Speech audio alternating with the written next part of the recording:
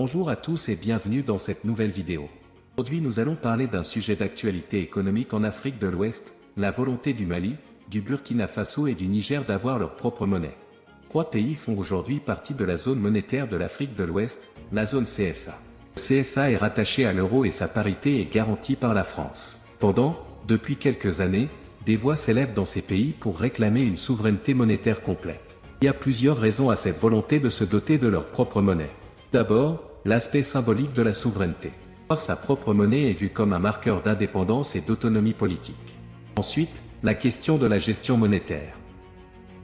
Une monnaie nationale, ces pays pourraient mettre en place une politique monétaire adaptée à leur économie et à leurs besoins. Exemple, ils pourraient dévaluer leur monnaie pour soutenir les exportations, chose impossible actuellement avec le CFA rattaché à l'euro. La maîtrise de la masse monétaire leur permettrait aussi de mieux lutter contre l'inflation.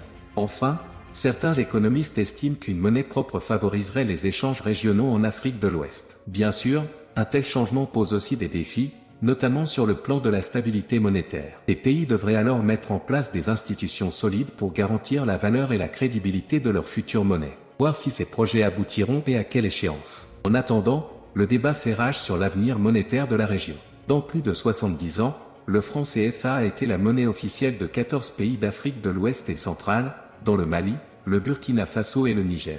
Créé dans les années 1940 dans un contexte de décolonisation, le CFA reste aujourd'hui attaché à l'euro avec 50% des réserves de change des pays membres logés au Trésor français. Depuis quelques années, des voix s'élèvent pour remettre en cause ce statu quo. Enjeu de souveraineté politique et économique, la monnaie symbolise l'indépendance d'un pays. Or avec le CFA, ces États n'ont pas la main sur leur politique monétaire, essentielle pour soutenir leur croissance. Pour l'exemple du Ghana voisin, en 2007, il a créé sa propre monnaie, le cedi. Résultat, l'inflation, longtemps galopante, est aujourd'hui maîtrisée aux alentours de 10%. D'autres comme la Côte d'Ivoire ont fait de même. Cela inspire le Mali, le Burkina et le Niger qui ne remettent pas en cause le cadre monétaire ouest-africain, mais veulent une monnaie commune à toute la région, sans lien avec une devise extérieure. Toutefois, le défi est de taille pour coordonner les politiques budgétaires des 15 pays et assurer la crédibilité de la future monnaie. La transition nécessitera aussi des réserves de change importantes. Sur le plan géopolitique, ce changement reflète aussi une volonté d'émancipation face à l'influence française historique et l'émergence de nouvelles puissances comme la Chine.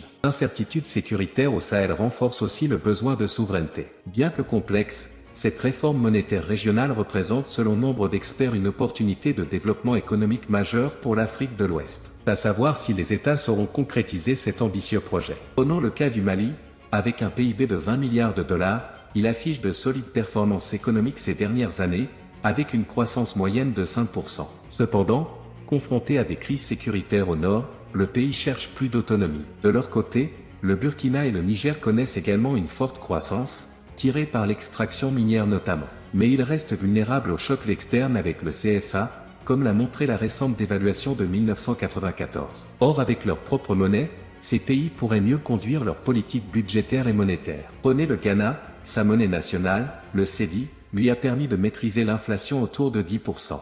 Constat en Côte d'Ivoire. Dans cette dynamique que s'inscrit le projet d'ECO, la future monnaie unique de la CEDEAO qui regroupe 15 pays et 280 millions d'habitants. Son lancement est prévu pour 2020 avec pour objectif de favoriser le commerce intra-régional, aujourd'hui encore très faible. Cependant, le défi est de taille pour coordonner les politiques macroéconomiques de ces États. Il faudra également bâtir des institutions solides pour assurer la stabilité de l'éco. Défi technique mais aussi politique au vu des rivalités entre géants régionaux comme le Nigeria et le Ghana. Plus globalement, ce sujet illustre la volonté croissante des Africains de prendre leur destin en main, comme le prouvent les partenariats noués avec la Chine. Reste à voir si cette ambition pourra surmonter les résistances et aboutir à l'horizon 2020. En conclusion, malgré les incertitudes, ce projet monétaire représente une chance de développement majeur pour une Afrique de l'Ouest en pleine émergence. Les défis sont grands mais l'enjeu pourrait dépasser les simples considérations économiques.